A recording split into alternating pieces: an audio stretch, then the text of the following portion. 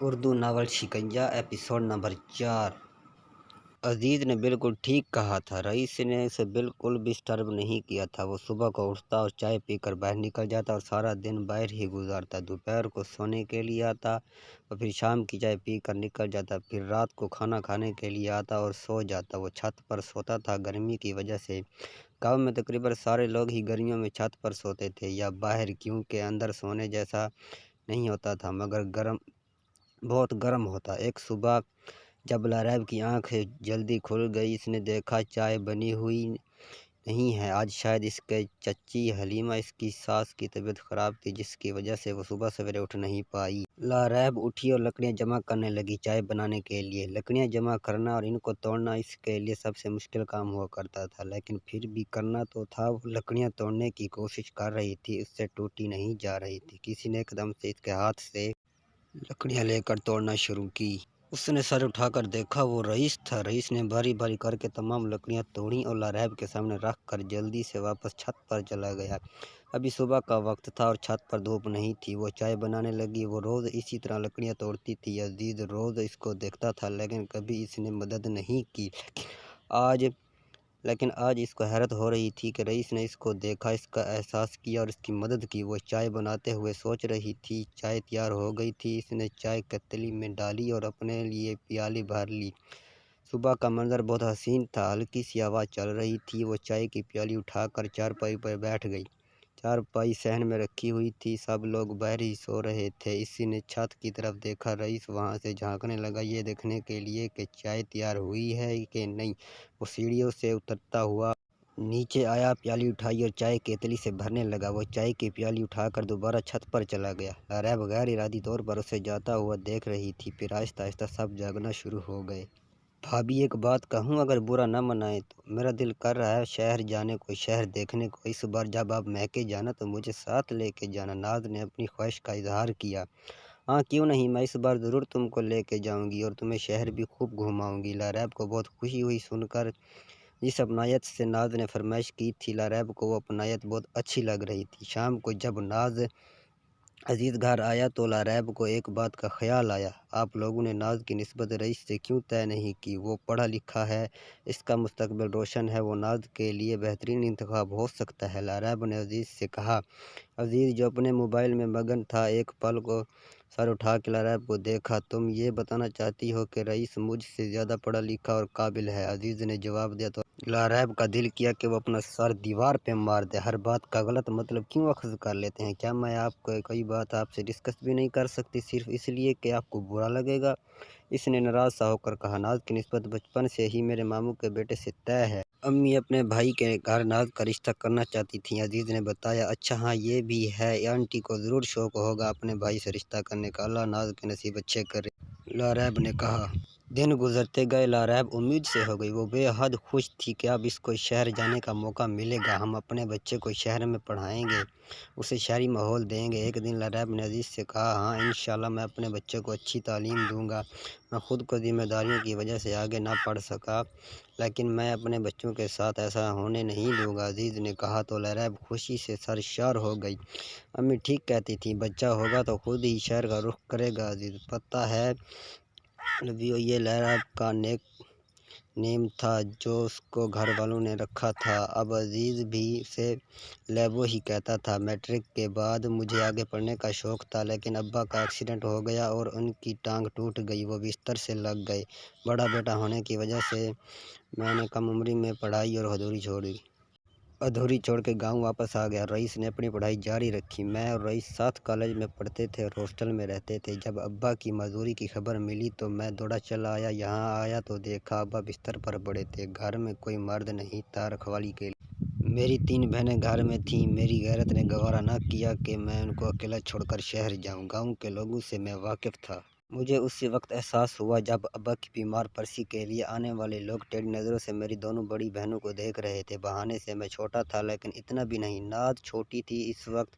میں سمجھ گیا کہ واپس چلا گیا تو یہی لوگ میرے گھر میں بہانے سے آتے جائیں گے اور میری بہنوں کو عدم تحفظ کا احساس ہوگا۔ بدنامی کے خوف سے میں واپس نہیں گیا، یہاں قدم جما کر بیٹھ گیا، اپنے گھر اور اپنی عزت کا محافظ بن کر۔ وقت سے پہلے ہی میری طبیعت میں سختی آ گئی، بلکہ مجھے لانی پڑی یہ سختی، آنے جانے والوں کو آنکھیں دکھانے لگا، وہ لوگ سمجھ گئے کہ اب شیر بن گیا ہوں۔ اس کے بعد اس کی جرأت نہیں ہوئی میرے گھر بہانے سے آنے کی۔ میں نے اپنی بہنوں کی شادیاں کی اور اب ناز کی کرنے والا ہوں۔ میں نے شوق سے پڑھائی نہیں چھوڑی تھی، مجبوری میں چھوڑی تھی، اس کا افسوس ہمیشہ رہے گا، پر یہ ظلم میں اپنے بچوں کے ساتھ نہیں کروں گا۔ عزیز نے اپنی بات ختم کی تو لاریب کی آنکھ بھر آئی۔ ہم کتنے غلط اندازے لگاتے ہیں لوگوں کے بارے میں، سوچتے نہیں کہ وہ کس کرب سے گزرے ہیں۔ بس کم پڑھے لکھے لوگوں کو ایک دم سے جاہل کا فتویٰ صادر کر دیتے ہیں۔ پچھلے سال میں کسی کام سے تمہارے شہر گیا، وہاں ٹھہرنے کی کوئی جگہ نہیں تھی تو میں تمہارے گھر ایک رات رکا تھا۔ تمہارے والد میرے ابا کے دور کے رشتہ دار تھے، اس حوالے سے میں وہاں رہا۔ تمہارے والد نے مجھ سے بہت باتیں کی اور میرا سارا انٹرویو لیا۔ میرے گھر واپس آتے ہی انہوں نے میرے والد سے فون پر بات کی کہ وہ تمہارا رشتہ مجھ سے کرنا چاہتے ہیں۔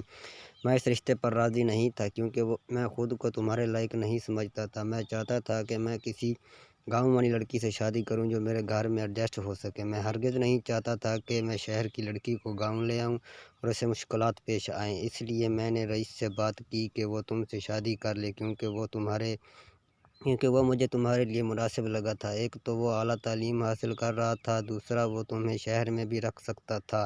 تمہارے والد سے بات کرنے سے پہلے میں نے رئیس سے پوچھا تو اس نے صاف انکار کر دیا۔ اس نے کہا کہ وہ اپنی مرضی سے شادی کرے گا اور فی الحال اس کا شادی کا کوئی ارادہ نہیں ہے۔ اگلے 5 سال تک رئیس کا شادی کا کوئی ارادہ نہیں تھا اور تمہارے ابو کو جلدی تھی، مگر میں کیا کروں، میں گاؤں نہیں چھوڑ سکتا، میں یہاں کا عادی ہو چکا ہوں۔ لیکن جب میرے بچے کی پڑھائی کا وقت آئے گا تو مجھے یہ قربانی دینی ہوگی، لیکن میں تم لوگوں کو شہر میں رکھ کر خود زیادہ تر گاؤں میں ہی رہا کروں گا کیونکہ مجھے یہاں کا ماحول پسند ہے اور مجھے بالکل بھی اب کہیں اور مزہ نہیں آتا ہے۔ عزیز نے کہا تو لاریب کو تھوڑا سا عجیب لگا اپنے ساتھ رئیس کا نام لیتے ہوئے۔ اس نے عزیز کی طرف دیکھا، جیسا بھی تھا وہ لاریب کو پسند تھا۔ عزیز اب اس کی کل کائنات تھا۔ لاریب اپنے میکے چلی گئی، ڈاکٹر نے اسے ریسٹ کا کہا تھا۔ عزیز نے اس کو اپنے ماں باپ کے پاس بھیج دیا، یہ کہہ کر وہاں زیادہ کمفرٹیبل ہوگی اور وہاں سے خرچہ بھیجتا رہے گا۔ لاریب بہت خوش تھی کہ وہ 9 مہینے اپنے میکے میں رہے گی اور بچہ ہو جانے کے بعد عزیز اسے شہر میں گھر لے کے دے گا۔ اسی خوشی کا کوئی ٹھکانہ نہیں تھا۔ ایک تو وہ اب ماں بننے والی تھی، اوپر سے امید کہ شوہر شہر میں رہے گی۔ اس کو لگ رہا تھا کہ اس کی زندگی مکمل ہو جائے گی۔ وہ سارا دن آرام کرتی تھی اور کھاتی پیتی رہتی تھی۔ عزیز روز اسے فون کیا کرتا تھا، دونوں لمبی بات کرتے تھے، دونوں بہت ہی خوش تھے۔ لیکن یہ خوشی زیادہ دیر نہ چل سکی۔ لاریب کی خوشیوں کو اس کی اپنی ہی نظر لگ گئی۔ ایک دن وہ نہانے کے لیے واش روم گئی تو وہاں اس کا پاؤں پھسل گیا۔ وہ بہت بری طرح سے گری، صرف وہی نہیں گری بلکہ اس وقت اس کا حمل بھی گر گیا۔ امی امی وہ زور زور سے رونے لگی، چلانے لگی۔ اس کی اماں نے اسے اٹھایا اور سنبھالا، وہ فوراً اسے ڈاکٹر کے پاس لے گئیں۔ حمل تو ضائع ہو ہی چکا ہے لیکن اب آپ کو لمبا وقفہ کرنا پڑے گا، 2 سال تک آپ کو صبر کرنا ہوگا۔ تھوڑی سی پیچیدگی ہو گئی ہے، آپ 2 سال انتظار کریں، اگلے بچے کے لیے تو زیادہ صحیح ہے، ورنہ پھر سے حمل ضائع ہونے کا خطرہ ہو سکتا ہے۔ پریگننٹ تو آپ آرام سے ہو ہی جائیں گی لیکن بعد میں حمل ضائع ہونے کا خطرہ ہے، اس لیے آپ کو 2 سال انتظار کا کہہ رہی ہوں۔ ڈاکٹر کے الفاظ اس کے سینے میں تیر کی طرح پیوست ہو گئے تھے، وہ پھر سے پھوٹ پھوٹ کر رونے لگی۔ عزیز بھی گاؤں سے فوراً ہی آ گیا تھا، وہ بھی اسپتال میں ہی تھا۔ ڈاکٹر کی بات سن کر عزیز کا دل برا ہو گیا۔ ان 2 مہینوں میں اس نے نہ جانے کیا کیا خواب دیکھ لیے اپنے بچے کے بارے میں۔ اب بس بھی کرو، 2 سال چٹکی بجاتے گزر جائیں گے، بس صبر کرو، امی نے دلاسا دینا چاہا۔ وہ کسی طور پر چپ نہیں ہو رہی تھی، بس روئے جا رہی تھی۔ 2 سال بہت لمبا عرصہ ہے چچی، کتنے خواب دیکھ لیے تھے میں نے ان 2 مہینوں میں۔ لاریب تو رو رہی ہے، میں تو رو بھی نہیں سکتا، عزیز نے کہا۔ وہ بے حد اداس تھا۔ لاریب کی طبیعت تھوڑی سنبھل گئی تو وہ پھر سے واپس گاؤں آ گئی جہاں وہ نہیں آنا چاہتی تھی۔ وہ پہلے کی طرح خوش باش نہیں تھی، بات بات پر اس کی آنکھ بھر آ رہی تھی، تنہائی میں چپکے سے رو لیتی تھی۔ اس نے محسوس کیا کہ عزیز اس سے کھچا کھچا سا رہنے لگا ہے، اس سے زیادہ بات نہیں کرتا۔ کیا ضرورت تھی ان حالات میں نہانے کے لیے جانے کی؟ جب ڈاکٹر نے آرام کا کہا تھا تو ساری خوشی برباد کر دی تم نے۔ اب مجھے کہیں بھی مزہ نہیں آ رہا اور 2 سال کا سوچ سوچ کر مجھے ڈپریشن ہو رہا ہے، ایک دن عزیز نے دبے دبے الفاظ میں کہا تو لاریب کو حیرت ہوئی اور دکھ بھی ہوا۔ اس عزیز کی ناراضگی کی وجہ سمجھ میں آ گئی تھی۔ اس میں میرا کیا قصور ہے؟ مجھے کیا پتا تھا کہ میں پھسل جاؤں گی؟ اس افسوس سے کہا، تمہیں یہ تو پتا تھا نا، ڈاکٹر نے 3 مہینے مکمل بیڈ ریسٹ کا کہا تھا، تمہاری کنڈیشن صحیح نہیں تھی تو کیا ضرورت تھی مہینے سے پہلے 1 مہینہ صبر صبر کر لیتی، 2 مہینے تو گزر ہی گئے تھے، تیسرا بھی گزر جانا تھا۔ عزیز کی بے رخی ناز قائم رہی تھی۔ مجھے تھوڑی سی گرمی لگ رہی تھی، طبیعت بوجھل ہو رہی تھی اور سر میں بوجھ سا تھا۔ سوچا کہ نہا کر فریش ہو جائیں گی تو طبیعت صحیح ہو جائے گی، لاریب نے کہا۔ لیکن عزیز کو پھر بھی کوئی فرق نہیں پڑا۔ وہ ویسے ہی روکھا روکھا سا اس سے بات کیا کرتا تھا۔ دن گزرتے چلے گئے اور مایوسی اور اداسی بڑھتی جا رہی تھی۔ آج لاریب معمول سے زیادہ اداس تھی۔ اس کا دل بوجھل تھا، اس کا دل چاہ رہا تھا کہ وہ کہیں چھپ کر 2 آنسو بہا لے۔ وہ چپکے سے سیڑھیاں چڑھی ہوئی چھت پر آ گئی۔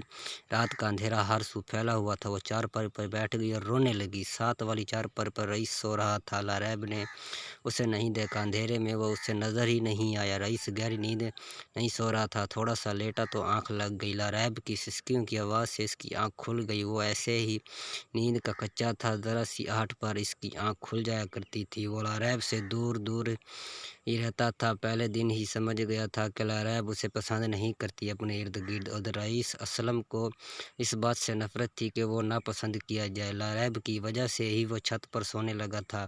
اللہ پاک، آپ جانتے ہیں کہ نہ اس میں میرا کوئی قصور نہیں ہے۔ میں نے جان بوجھ کر اپنے بچے کو نہیں مارا۔ میں تو چاہتی تھی کہ وہ جلد دنیا میں آئے اور میرے لیے باعث نجات بنے، لیکن مجھے کیا پتہ تھا کہ یہ سب ہو جائے گا۔ اب عزیز کا یہ الزام کہ میں نے اس بچے کو جان بوجھ کر مارا ہے، یہ الزام مجھے دکھ دے رہا ہے۔ اللہ پاک، مجھ سے یہ الزام سہا نہیں جا رہا، پلیز آپ میری مدد کریں، مجھے اس مشکل سے نکالیں۔ روتے ہوئے دعا کرتی جا رہی تھی، اس بات سے بے خبر کہ کوئی اور بھی سن رہا تھا خدا کے علاوہ۔